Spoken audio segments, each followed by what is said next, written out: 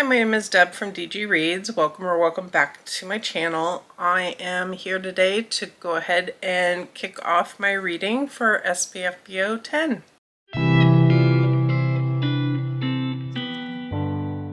If you're not quite sure what I'm talking about with SPFBO 10, I did do a full TBR video for that, and I will link that here, talking about the 10 books that I am going to be reading for the self-published fantasy blog off that I am going to be screening as part of Team Covers with Cassidy, and my job is to read these 10 books and pass on a semi-finalist to Cassidy. So I will be making my decisions on what I read for this vlog and just this whole process using a spinner wheel to take the pressure off me making decisions. And we do know from the end of that TBR video that I am going to be starting with Father of Constructs, Janitor Killed the World Boss, and this is by Aaron Renfro. My goal for this particular vlog is to read the first 3, maybe 4, depending on how timing goes and all of that, but I will be starting here. This is the first book in the Father of Constructs series, and we are set in a world that is breaking down. Centuries ago, the world boss was defeated in kind of a unique way where they drained all but one of his hit points, and then based on that they were able to lock him away. This broke down the cycle of the world boss constantly regenerating and starting a new cycle, but it also broke down the magic in this world, and the world itself is breaking down as a result of that. We are starting off this book following Harvey, who is a very nice older gentleman who has been severely impacted by this breakdown in the world. Something called the Havoc Plague has come about, and he has been very impacted by that physically and mentally, and he's pretty much living his life alone. He is trying to do good deeds, trying to keep his town clean, and all of that. He's a very morally good character. He is very childlike in a lot of ways. He's obsessed with stories, he's obsessed with trains, and so when somebody tells him about an old-time train that has kind of become uncovered recently, he has to go check it out. And in the process of doing so, he winds up very much not on purpose killing the world boss and gaining a ton of experience points for this. And this paints a target on his back because anyone can come along and kill him to get his experience points. And this launches something where he has all these points he can use. He can use them to gain new skills, gain new knowledge, and he winds up with people helping him to do this. I'm not sure quite yet how I feel about the lit RPG format. A lot of the character information we're getting and the world information we're getting is through these character breakouts that come into play, giving all of the stats for Harvey. And this is my first time reading a formal lit RPG, so I'm kind of just learning the format and how everything works along the way. So I am excited to get into this one further. It was really easy to just kind of fall into and start reading, and it's going pretty quickly for a not super short book, so I will let you know later when I have more thoughts. I am about 60% into the first Father of Constructs book and thought I would give quick update before I actually get to the end of it. I'm having a good time with this book for the most part. I'm finding it really easy to read quickly, which I appreciate at the moment. I've had a busy week, and this type of read is exactly kind of what I wanted. I really enjoy the fact that Harvey, the main character, is just a really pure soul. He really just wants to help people. He wants to do good things, and he is just a really sweet person. We wind up following more than just him. We get an extra perspective fairly early on in the book, and this is someone who has come to town and he realizes that the world boss has been killed. He has some ulterior motives. We start to see that pretty quickly. There's some people somewhere else that he's communicating with in a very interesting way. I don't want to say too much about that, but that was an interesting element to the world building that I really enjoyed. And we don't quite know what's going on. They're not in it to fully support our main character. They have some concerns about him and what's gone on with him. And it turns out that he's in a little bit of a precarious situation as a result. As we get further into the book, some of those motivations start to change, which I enjoy seeing the way things shift and characters develop in that way, and we get more information along the way. I also really like found family elements, and we are adding characters to this little group of people, and I like that aspect of it. We also get an interesting creature. I'm not quite sure what to call it, and I don't want to say too much about it again because it comes later on, but an extra companion, very similar to an animal companion, which is always an element that I find fun in fantasy as well. So this is going pretty well, and I will be back once I have my final thoughts. All right, I am back with final thoughts on Father of Constructs, and overall I had a good time with this one. Again, I haven't had a lot of experience with the genre, or subgenre rather, of lit RPG, so I'm just approaching this as a general fantasy reader, but I had a good time.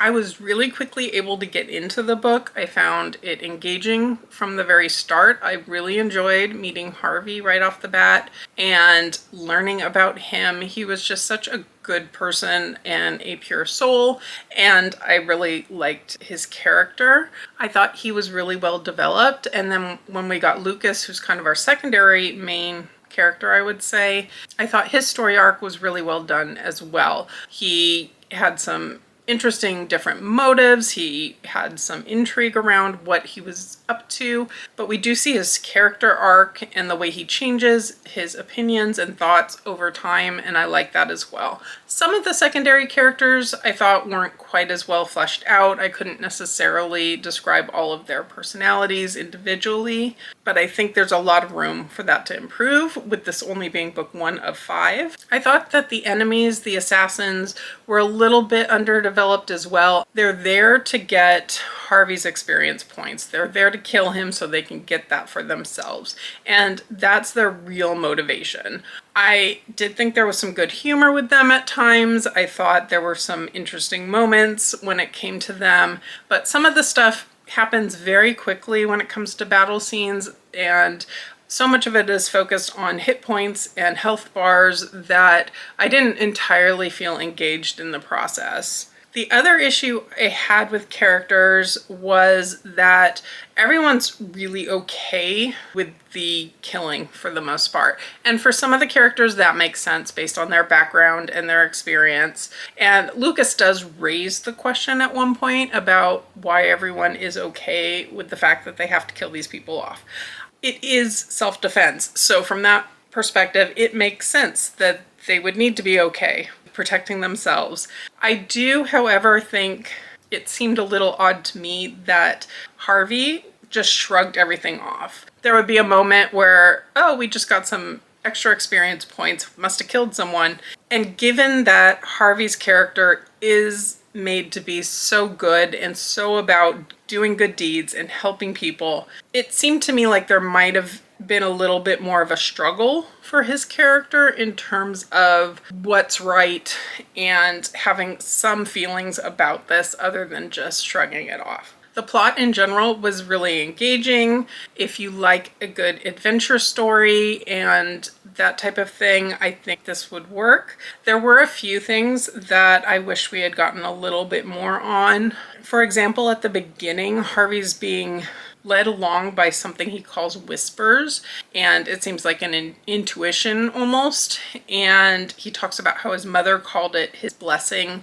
tied to the havoc plague that he had. So it's something that's been a part of him for a very long time, especially considering his mother's not in his life anymore, and that becomes in the beginning a full-fledged voice that's directing him. And then after he gets all this experience points, that kind of discussion about that ability seems to go away. I wish we had gotten a little bit more about it. Maybe it'll come back in future installments. That's the type of thing that I was really intrigued by, but then didn't really remember hearing about again in the book. I enjoyed the writing as a whole. I thought it was well constructed, it was well laid out. I do think the author did a good job of balancing the narrative with the occasional kind of character sheet where he would break out the different levels and improvements to the character or skills gained, special abilities, all of that.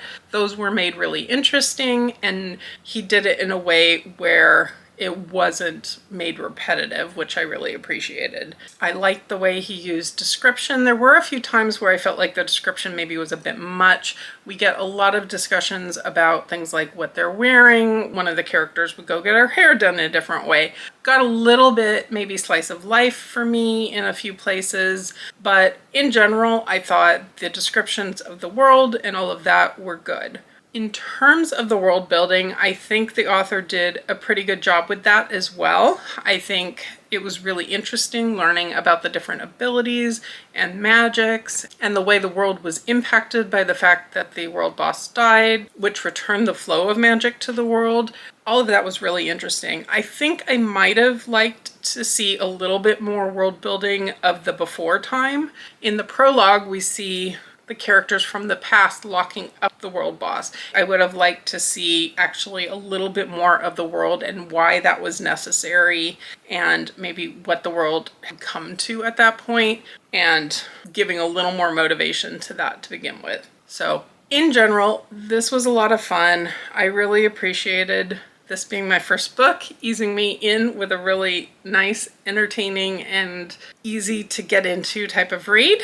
And now let's just go over really quickly what the ratings are. All of these are ratings out of 10. For characters, I gave a 6.5. For plot, I gave a 6. World building was also a 6.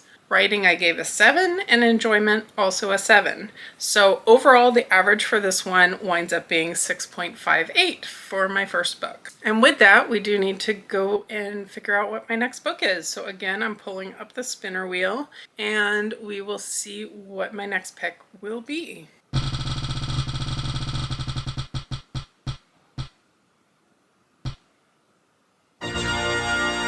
All right, so The Afterlife Experiment by Sam Weiss will be my next book, and hopefully I will get a chance to start that very soon and be back with some more thoughts. I've read the first part of The Afterlife Experiment, so I wanted to check in. That brings me to about 28% into the book, and it's going really well for me so far. We are following Atra, who is a young woman, guessing upper teens, but I'm not exactly sure how old she is. She's been locked in an institution for 7 years because she sees her shadow as an entity named Dread, and her shadow is independent of her. It can move, it can confront her. Kind of what others see as madness, she knows as a reality. They can't pin a diagnosis on her, and she's come to understand that's because she's not mentally ill. As the book opens, she's being approached by someone in the guise of a doctor, who she quickly sees through that this man is not a doctor and is there for more nefarious reasons, and then things go awry. She winds up escaping, but can she really get away? Then we're also following a second POV named Tom, and Tom is very intriguing. He is mid-40s gentleman. He is working in a financial job and not really on the up and up. He is considering himself a fraud. He's very worried about getting caught out for something. He's keeping secrets, and we don't initially know what those are, but someone's confronting him about his past, and weird things keep happening to him. And this so far is very dark, very ominous. The book opens with a warning from the author that this is dark fantasy. There are lots of trigger warnings in this book, and to go in aware of that. The tension that the book is building is really good so far. The kind of elements of the two points of view switching back and forth keep the pace going really quickly. And if I wasn't so exhausted last night, I really would have been happy to keep reading. So this is going well so far. I will get you more thoughts on the book itself as I get further into it. but I wanted to give you a quick synopsis and quick initial thoughts, and we'll go from here. I am ready to give you another update on the afterlife experiment. So I've been flying through this, which is probably a good indication of how it's going for me. I read through part 3, which brings me a little bit past 2/3 of the way through the book, which I figured was a really good spot to kind of stop and give thoughts before I eagerly get back into it to finish off the book. I am having a really good time with this. I would say, in my personal opinion, that it does lean heavily into kind of sci-fi and horror, and which is fine. I really enjoy genre mashups. That is not a bad thing for me at all. I initially was struggling a little bit to figure out what was the fantasy in it.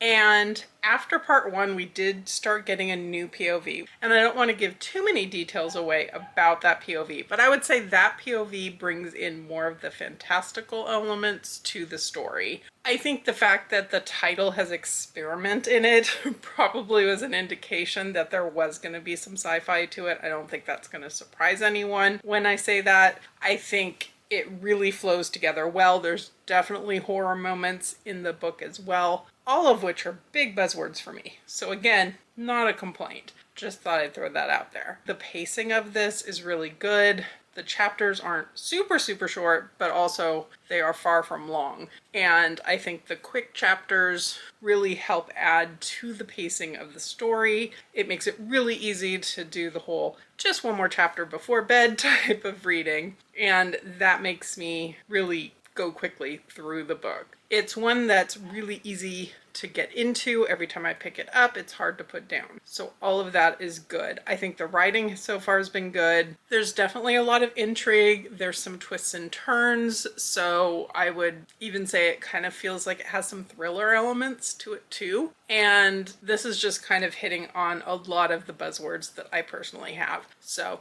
I'm not going to go into too much detail. This is a relatively short book. And at this point, there's not a lot more I can talk about than I did in the first update in terms of the plot without getting into spoilers. But I figure I will most likely be back with you really soon because I just have 30% left and I am looking forward to finishing it, and then I'll give you my full thoughts and full review at that point. I have finished the Afterlife experiment, so I'm here with my final thoughts for that one. And overall, they're very positive. I still kind of stand by my idea that I really feel like this is leaning a little more sci-fi and horror than I would consider it personally fantasy.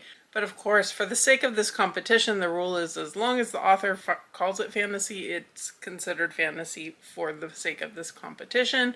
But just figured I would share how I would personally define it for myself.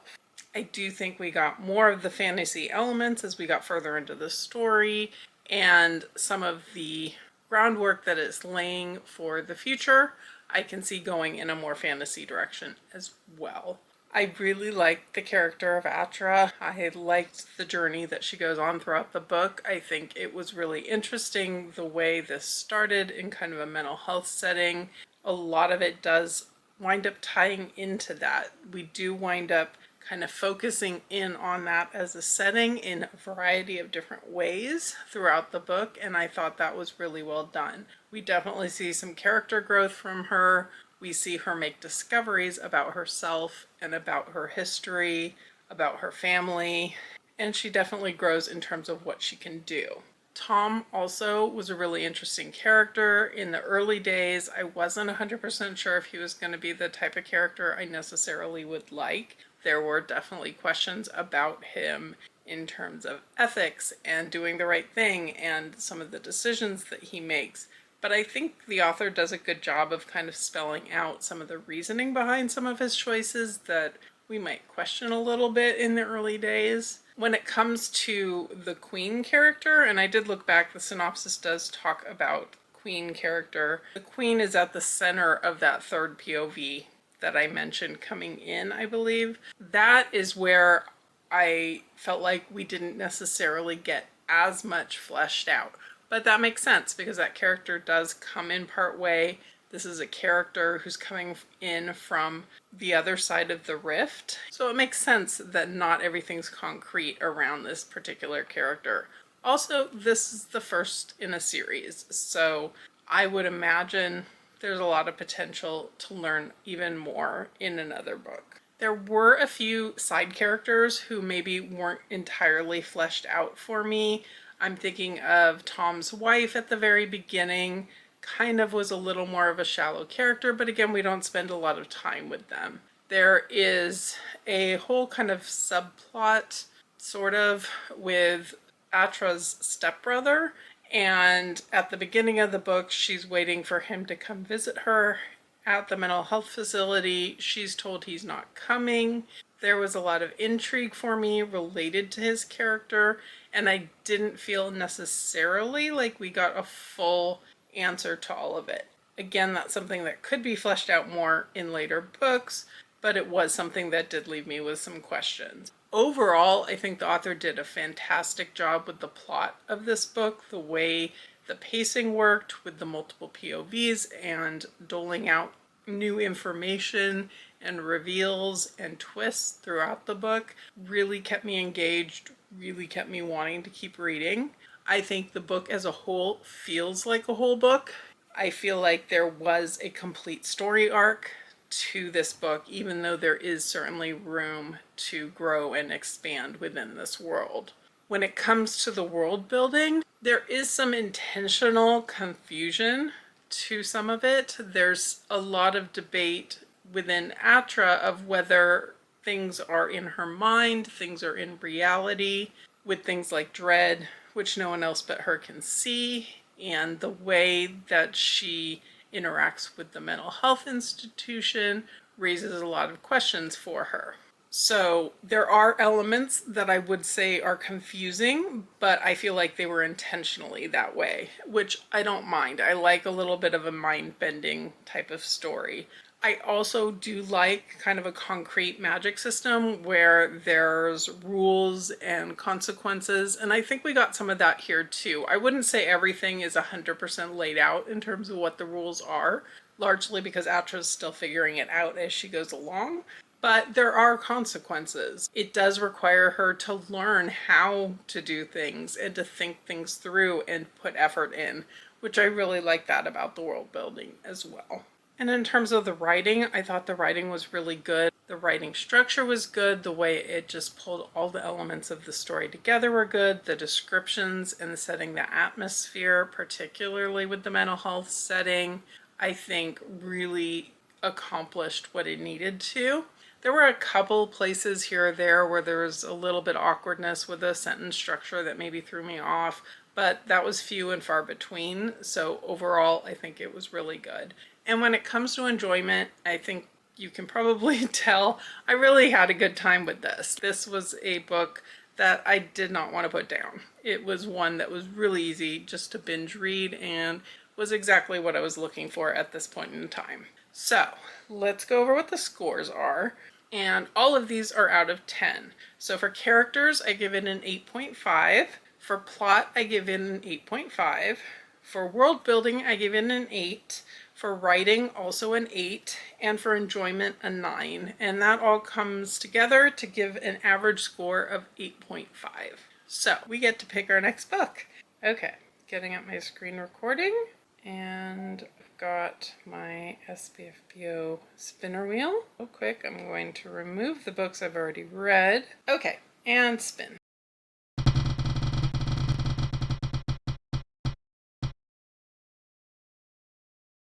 Okay, A Witch's Guide to Business is my next book up, so I will be back once I've gotten started on that and give you my initial thoughts.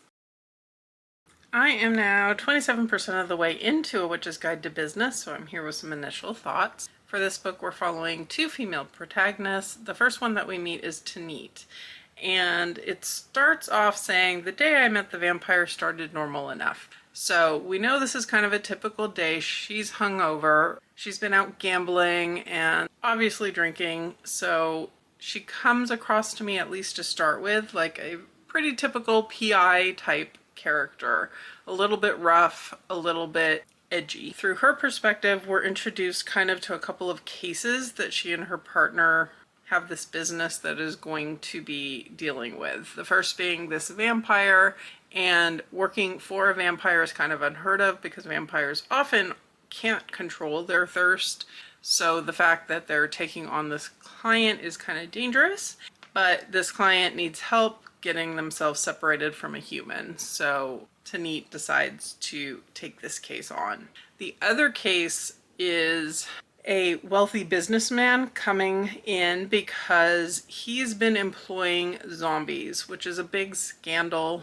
Zombies were created in order to help fight the war, but now that the war is currently kind of over, those zombies are being repurposed to work in his factory and displacing human employees, and there's a lot going on with that. The factory is having a lot of unforeseen complications from machines not working well, fires, accidents, all things of that nature. So they want to hire Tanit to look into it to see if it's a curse or what's going on.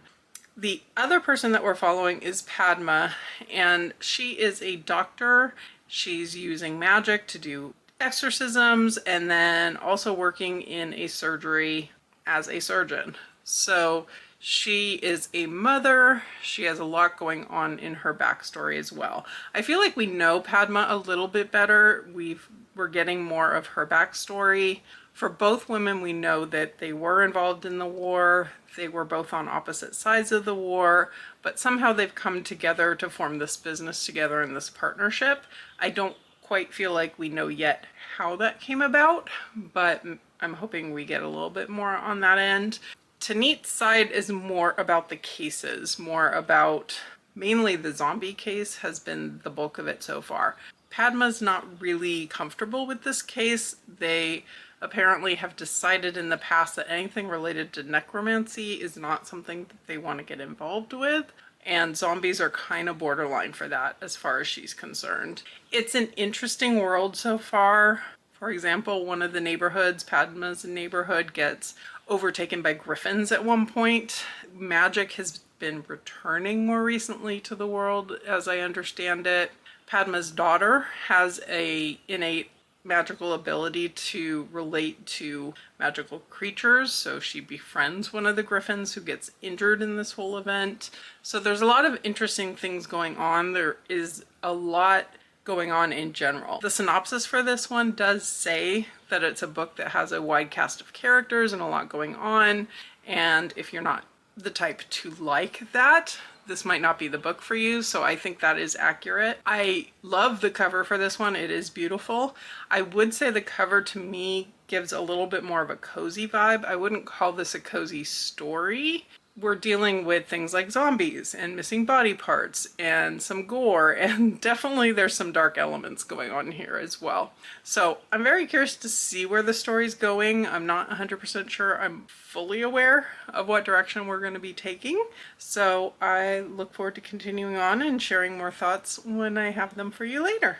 I'm now 53% of the way through A Witch's Guide to Business, so I'm here to give my midway thoughts. It's a pretty short book, so I don't want to say too much at this point because I'll be done before I know it, but figured I should give some thoughts at this point. It's a really easy read. When I sit down to focus on it, I get through it really quickly. I read about 20% last night before I even knew it, so from that standpoint, it's really easy. I think there's a lot of interesting stuff happening in here, and I really like some of the twists it's giving, like the vampire character in here. We haven't seen a lot from the vampire, I wouldn't say, but it's a very interesting take on vampires. So with the way the human has apparently enlisted or brought in this vampire under their control, it's just an interesting way to look at vampires as a kind of typical thing we see in stories, but with a unique twist.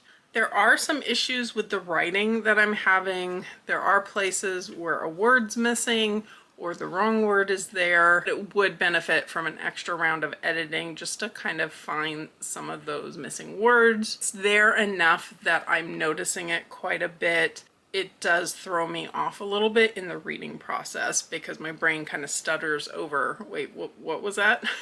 So I think it is something to note.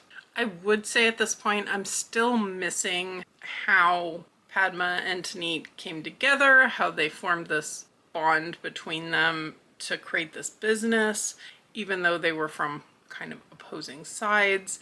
I think there's just some room where I would have liked a little more depth. There's a lot going on in here. It's very action paced. I think things are beginning to tie together a little bit more, which I am looking forward to.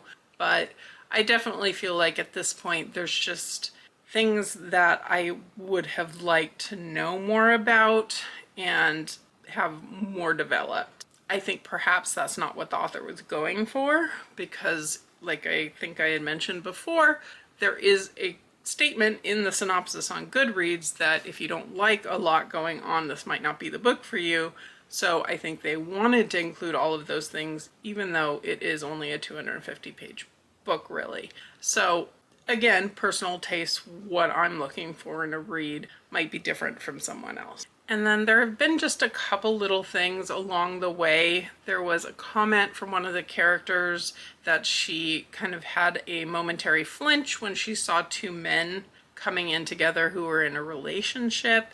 And the text references that that's a known and common thing where they currently live, but where she comes from, it's unheard of. And I would have really liked to see her challenge her own flinch or challenge her roots. I would have liked to see her acknowledge her internal prejudice maybe, or acknowledge that she's happy that the place she now lives is more inclusive. Something along those lines. There was also a line at one point about how it's especially important to toughen up girls. That struck me a little bit odd, especially since both of our main characters are pretty strong women in and of themselves. It seemed a little odd to make a point of saying that girls need to be toughened up.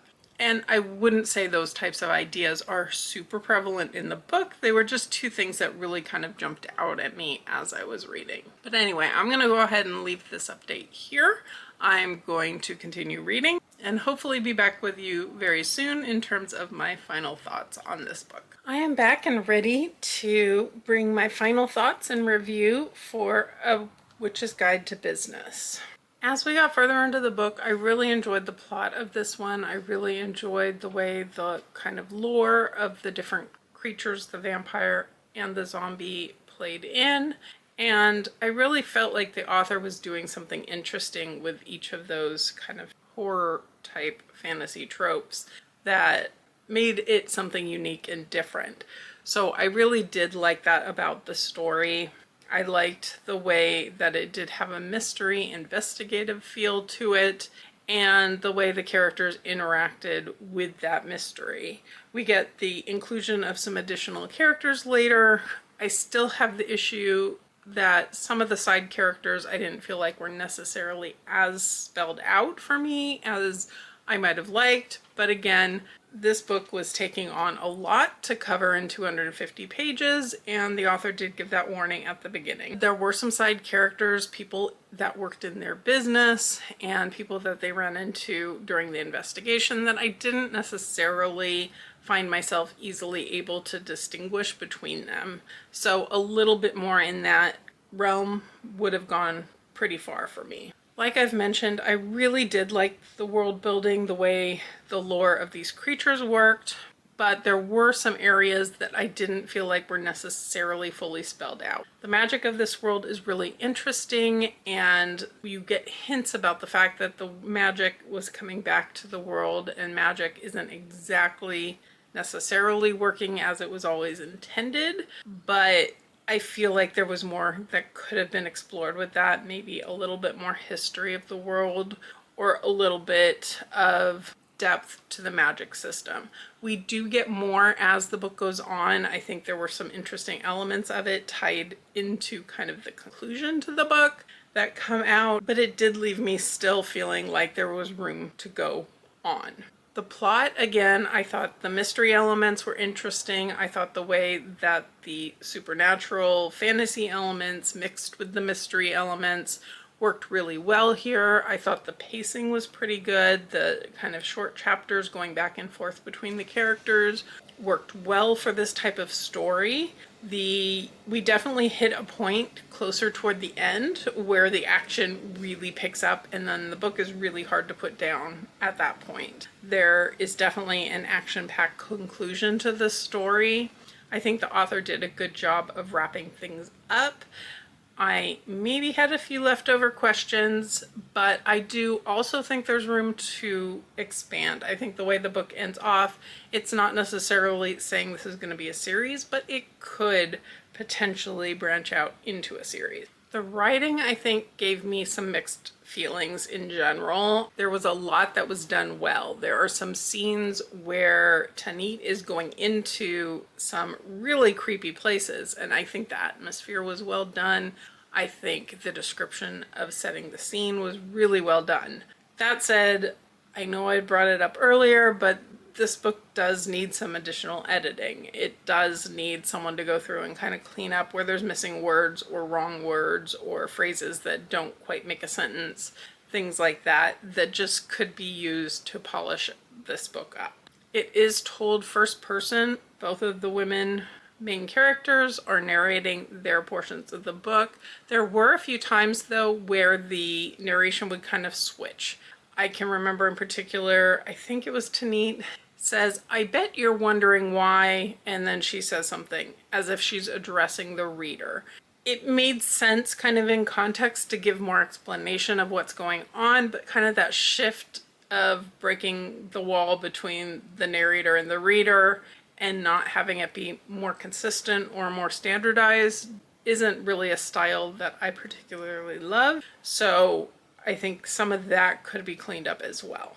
Overall, I thought this was a really interesting world. I thought it was really full of interesting ideas, and I am glad that I had the chance to pick this one up. So looking at the scores specifically for this one, we've got characters, I gave a 5.5, and then for the plot, I gave it a 6. For world building, I also gave it a 6. For writing, I gave this one a 5, and for enjoyment, I gave it a 5.5. All total, the average score for this one is 5.58. So with that, I am going to try to fit in one more book for SPFBO in this particular vlog. So let's go ahead and bring up my spinner wheel, and I'm going to remove the piece for the book I just finished so we don't read it again. And then I will hit spin.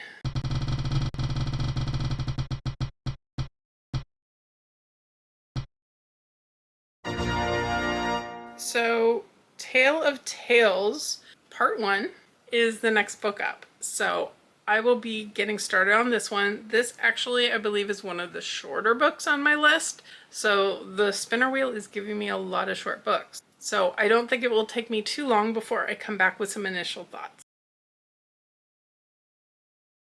As expected, it didn't take me very long to get about a quarter of the way through Tale of Tales Part 1, A Strange Bunch by Nicholas Stephan, and I'm having a good time with this one, I'm happy to say. From the very start, it does really seem like this is an author who knows what he's talking about. This is a story very much based on folklore and mythology. And one of the books on the also written by page is actually a nonfiction Slavic mythology text. So definitely there's some knowledge base to build on there. I really appreciated as well that the book opens with some notes on the fact that some of the mythology that's going to be used in this book is stuff that really isn't common in the English language, and also a commitment that he will explain what these things are before they come into play in the story. We also get a spelling/pronunciation guide, which explains what the different accents on top of different letters means, and that's something I really appreciated and have highlighted and have referred back to as we're meeting characters along the way. And then while I'm talking about kind of the physical book as well, and the reading experience. There are also these nice illustrations at the head of each chapter, and I'm enjoying those as well. I think they're a nice inclusion. They add a little bit to the story because they do tie to what's happening inside each of these chapters.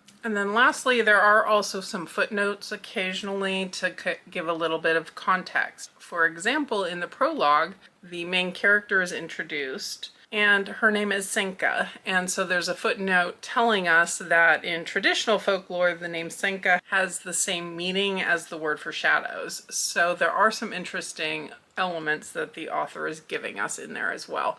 I will say that the functionality of the footnotes isn't 100%. Sometimes they're a couple pages forward and you have to flip through, but that may just be purely because I have a PDF review copy, not an actual Kindle book where you can click on links. I think that would make the footnotes much more user-friendly.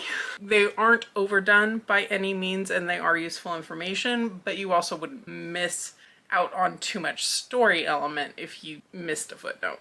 So as I said, we meet our main character Senka in the prologue, and Senka has just been born, and both she and her mother are struggling. She's getting better while her mother's health is failing. And as her mother is basically dying, she sees these three women, the three women in the illustration that I showed you, who are, I believe it said, the Fates. And Senka's mother is the only one who can actually see them, and they are there to make some pronouncements over Senka. So obviously she is a character of some importance. When we get to chapter 1, we've fast forwarded a number of years. Senka is grown up a bit. She now has a stepmother, she has a half sister, she has her father still, and she has a dog. And this dog is going to play a key role as well. She and the dog are out wandering in the forest when they realize that there's smoke behind them. And when they get back to Senka's home, she sees the entire house is aflame. And in the process of this discovery, she winds up blinded by the guardian snake that's the guardian of the house. And she senses something malevolent. Her dog senses something going on. So she basically grabs hold of the dog, uses it as a seeing eye dog basically, and flees. And at this point, we're now kind of collecting people along the way. As she's fleeing, she meets a man out there who kind of takes her under his wing. At the point I've gotten to, they're kind of adding to the troop, it seems like. I am predicting there's going to be some found family aspect potentially here, and beyond that, I'm not sure what else to expect. There were a few issues at the very beginning in terms of the writing, some inconsistencies, like the thoughts of one of the characters at the very beginning were in quotation marks, and then the thoughts of the other characters weren't. I haven't been noticing that type of inconsistency anymore, so at this point it's really been easy to just keep reading just one more chapter, keep flying along. So I'm not really sure plot-wise where we're headed with this one, other than we're traveling, we're collecting people, and that's all I really know at this point. I don't know if the idea is for Senka to somehow get her vision back, if she's going to figure out what happened to kill her family and burn down her house. I really don't know, but I'm interested to find out, and I'll give you some more thoughts once I have them. Alright, just a really quick update because I am now halfway through Tale of Tales. It's such a short book, there's not a ton that I can add at this point, but I did want to do some quick midway thoughts. I'm still having a good time with this. I was able to read the next 25% really quickly, and it kept my attention even though I was reading it really tired. So that's always a good sign. We wind up getting some backstory on our main, I would say, secondary character, the man she meets initially who's looking out for her. So that was interesting to get some of his backstory. He seems like he's going to be a really interesting character. He already has been, but we get some more details, and I'm looking forward to seeing how everything continues to develop. So I'm having a good time. That's pretty much my update at this point, and I will be back once I've finished the book for a final review and my final thoughts. I am ready to give my final thoughts on Tale of Tales Part 1, A Strange Bunch. So overall, I liked the characters that we got. We definitely got the most development when it came to Senka because we see her from her very birth in the prologue. We see her throughout the book. We're spending a lot of time in her head. I think getting that initial glimpse of her where she was a little bit more of just a carefree child wandering in the woods with her dog gave us a little bit more grounding in her character than we got with some of the later characters. I wish we had gotten a little bit more in terms of her feelings. In one short moment, she basically loses her entire family and her sight and her home. And it does get acknowledged at one point during the text. She says something about how she just hasn't had time to deal with it or think about it. But really, we're spending a majority of the book on the road. They're walking, they're maybe talking, but it seems like there's a lot of silent time. She can't see anything around her. She's just holding on to her dog or whoever's guiding her and walking. So I would have liked to see the author maybe spend some time developing her feelings on these things, letting her process some of that trauma. That's something I always look for in books, and it's often not really there, but it's just something that stood out to me in this case. As we continue to add characters to the story, we get Jarko, who is much more fleshed out, I would say, than some of the later characters again, but not as much fleshed out as Senka. He's very kind of closed mouth. He doesn't necessarily say a ton, but as we get more characters, they know the lore of him and we hear stories about him. So we do get an emphasis kind of on storytelling, which I did like that as well, because it adds to the characters and it gives them kind of some downtime to talk about things. We get a few more kind of characters that stand out in my mind, and then some that really just don't, in terms of side characters who kind of add to the party. There is one particular character who is disabled, and that gets repeated an awful lot. He's referred to as being disabled whenever he's talked about, maybe not every time, but the majority of the time, and I thought that got a little bit heavy-handed. At the halfway point, or just past kind of where I updated you last, we get a female character who's the only one other than Senka in the book. She's very mysterious. You don't really get a lot of development with her. She comes in, she delivers the message that they're all on different quests, they all have different objectives, some of which came from the gods themselves, and I wanted a little more depth to her character. The males get into a sense of we must protect the females at all costs. And Mara, who is this daughter of a witch, she shows that she has power and she can protect herself, and she shows that ability, but it doesn't really get acknowledged by the other characters that she's an equal.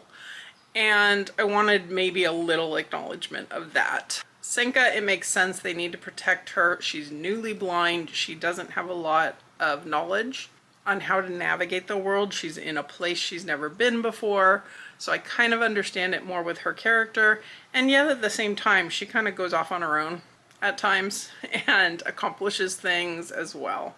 In terms of the world building, this is very much based on folklore, and I found it really interesting, the different kind of creatures and elements that come into the story.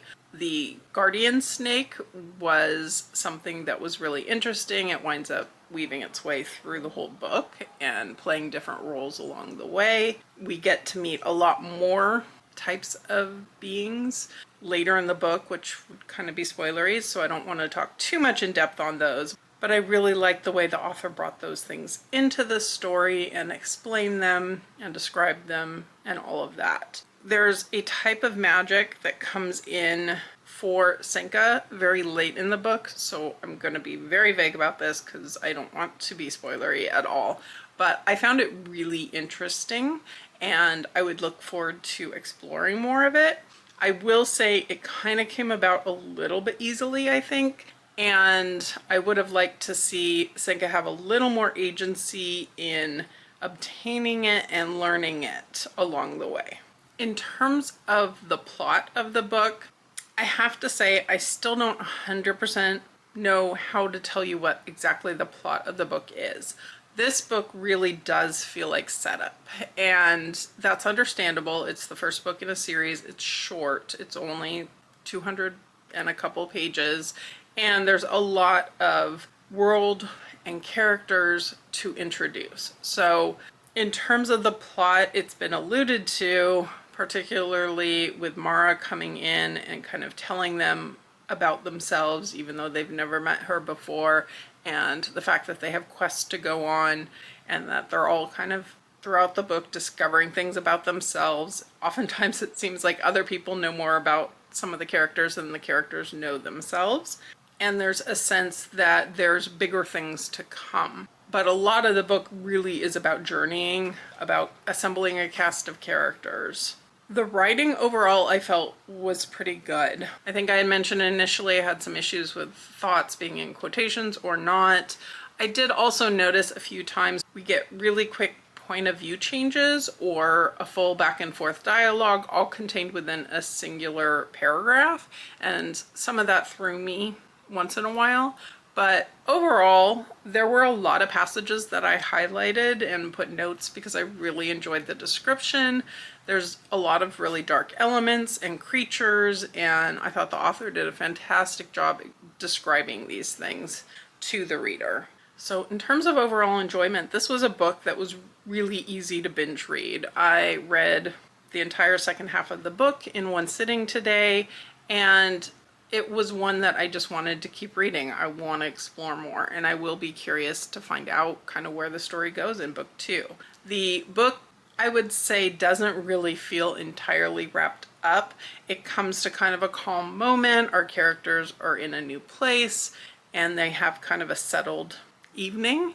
But the book ends with a line basically saying that they didn't know then, but everything would change tomorrow. So there is that sense of a continuing story, more so than this being a book that you could read on its own fully. So in terms of the scores for this one, again, this is out of 10 for all of these. For characters, I'm giving this one a 5.5.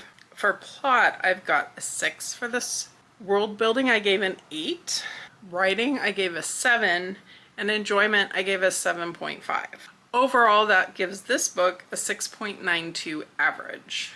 And with the conclusion of this book, I am going to bring this particular vlog to a close. So some final thoughts, just to kind of go over the books that I read for this particular vlog. With the way that Cassidy, as the judge, has set up her team, every single book will be read by 2 people. At the time I am filming this, no one else has read any of these 4 books that I have read. So at this point, nothing has been cut from the competition.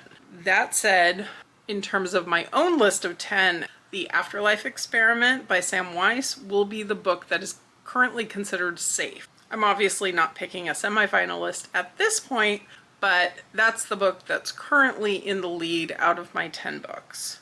The other 3 books that I read this week are still in the competition with other judges. So definitely keep an eye on the full team. I will have Cassidy's introduction video down below explaining who the members of her team are and her process as a whole.